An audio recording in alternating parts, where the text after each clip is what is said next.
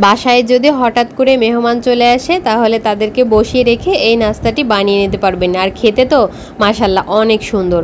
তো চলুন আজকে এই নাস্তার রেসিপিটি আপনাদের সাথে শেয়ার করি। প্রথমে এখানে দুধ নিয়েছি, তারপরে এখানে 1 চামচেরও একটু কম আমি ইস্ট দিয়ে দিলাম। দুধটা কিন্তু হালকা গরম ছিল। আর এখানে 1/2 চামচের মতো চিনি ব্যবহার করেছি। সব কিছু একসাথে ভালো করে গুলিয়ে আমি একটু ঢাকা দিয়ে এটাকে 10 থেকে 15 মিনিটের মতো রেখে দেবো, তাহলে ইস্টটা অ্যাক্টিভ হয়ে যাবে। 10 মিনিট পরে দেখছি ইস্টটা খুব ভালোভাবে অ্যাক্টিভ হয়ে গেছে। এখানে এখন আমি 2 কাপের মতো ময়দা দিয়ে দিলাম। আপনারা আপনাদের পরিমাণ মতো বানিয়ে নিতে পারবেন। সামান্য লবণ দিয়ে এটাকে ভালো করে একটু মাখিয়ে নিতে হবে। এই যে মাখানো হয়ে গেছে, তারপরে আমি অল্প করে তেল দিয়ে আবারও ভালো করে মাখিয়ে নিয়েছি। আর ঠিক এই রকমভাবে হাত দিয়ে ঘুরিয়ে ঘুরিয়ে একটা গোল বলের মতো করে নিতে হবে। আর এইভাবে করে বাটিতে রেখে আধা ঘন্টার মতো অপেক্ষা করতে হবে। যদি হাতে সময় বেশি থাকে তাহলে 1 ঘন্টাও রেখে দিতে পারেন, তাহলে দেখবেন এই ডোটা ফুলে কিন্তু ডাবল হয়ে যাবে। তো আমি একটা ছিদ্র ছিল সেটাও বন্ধ করে দিয়ে এটা এভাবে রেস্টে রেখে দিয়েছি। আগের থেকে কিছুটা মুরগির বুকের মাংস এভাবে সব মশলা দিয়ে মাখিয়ে রেখেছিলাম, আধা ঘন্টার জন্য ফ্রিজে রেখেছিলাম, তারপরে এভাবে ব্লেন্ড করে নিয়েছি। আর এই তো দেখুন এই ডোটা আমি আধা ঘন্টারও একটু বেশি সময় রেখেছি, পুরোপুরি 1 ঘন্টা রাখিনি, তার মধ্যে অনেকটাই অ্যাক্টিভ হয়ে গেছে।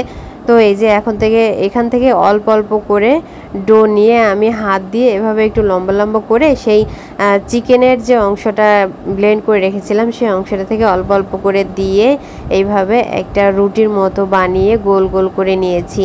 তো এই যে হয়ে গেছে তৈরি করা, একটু দেখেই বুঝতে নিতে হবে যে আমি কিভাবে তৈরি করেছি। তো সবগুলো তৈরি করা হয়ে গেলে অন্য একটা কড়াইতে আমি তেল গরম করতে দিয়েছি। তেলটা গরম হয়ে আসলে এখানে এক এক করে আমি দিয়ে দিব রুটিগুলো। এগুলো দেখতে যেমন সুন্দর, খেতে কিন্তু অনেক মজা ছিল। তো এগুলো কিন্তু একদম হাই হিটে ভাজা যাবে না, তেলটা যখন হালকা গরম থাকবে তখন কিন্তু এই তেলের ভিতরে এই রুটিগুলো দিতে হবে। আর একটা সাইড যখন হয়ে আসবে তখন এইভাবে উল্টিয়ে দিলেই দেখবেন সুন্দর মতো ফুলে ডগমগো হয়ে গেছে। তো তৈরি করা হয়ে গেছে নাস্তা, দেখুন কতটা লোভনীয় লাগছে দেখতে। আর খেতে তো মাশাল্লাহ অনেক মজা।